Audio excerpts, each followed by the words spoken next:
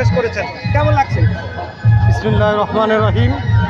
সর্বপ্রথম আমার রাজনৈতিক গুরু বাবু ঈশ্বরচন্দ্র রায় এবং কেরানীগঞ্জের সভাপতি, ঢাকা জেলা সাধারণ সম্পাদক নিপুণ রায়কে অশেষ ধন্যবাদ। আজকে এই মেলা আয়োজন করেছে।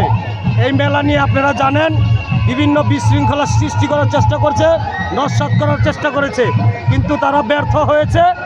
এবং আমরা আজকে সুন্দরভাবে সবাইকে নিয়ে কেরানীগঞ্জবাসী যারা আছে, হিন্দু, মুসলমান, খ্রিস্টান, বৌদ্ধ, সবাইকে নিয়ে এই আনন্দ উৎসব আয়োজন করেছি। এবং আমরা সর্বদিকে লক্ষ্য রাখতেছি যে যাতে বাহিরের কোনো লোক আইসা এখানে বিশৃঙ্খলা সৃষ্টি করতে না পারেন।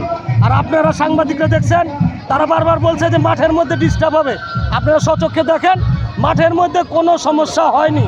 চারদিকে যে দোকানপাটগুলো হয়েছে এবং আমরা যারা লোকজন আছি, যারা বেড়াইতে আসছে, সুশৃঙ্খলভাবে এই মাঠে সুন্দরভাবে উদযাপন করিতেছে। এর জন্য আমি সকলকে ধন্যবাদ জানাই, বিশেষ করে আমার রাজনৈতিক গুরু ঈশ্বরচন্দ্র রায় এবং নিপুণ রায়কে অসংখ্য ধন্যবাদ এই আয়োজন করার জন্য।